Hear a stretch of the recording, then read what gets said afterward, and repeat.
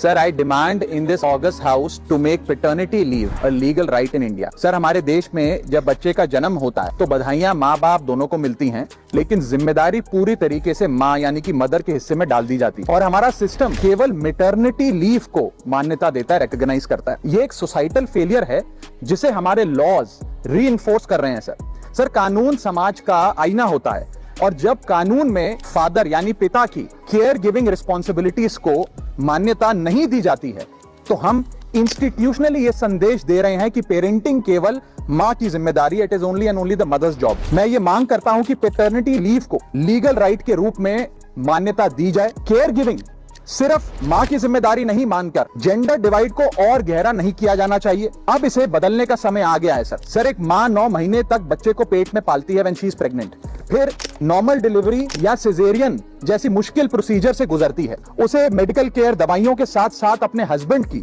Physical, mental और emotional support की भी जरूरत होती है। पति की भी बीवी के प्रति केयर गिविंग रिस्पॉन्सिबिलिटीज होती हैं, सिर्फ बच्चे के प्रति नहीं।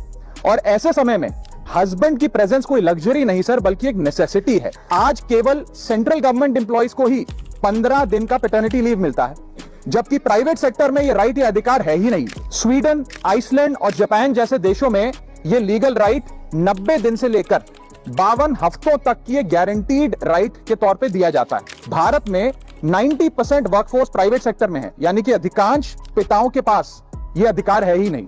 इसीलिए मैं सरकार से मांग करता हूं कि पैटर्निटी लीव को लीगल राइट बनाया जाए, क्योंकि केयर गिविंग सिर्फ मां की ही नहीं बल्कि एक shared responsibility of both the mother and the father. Thank you sir.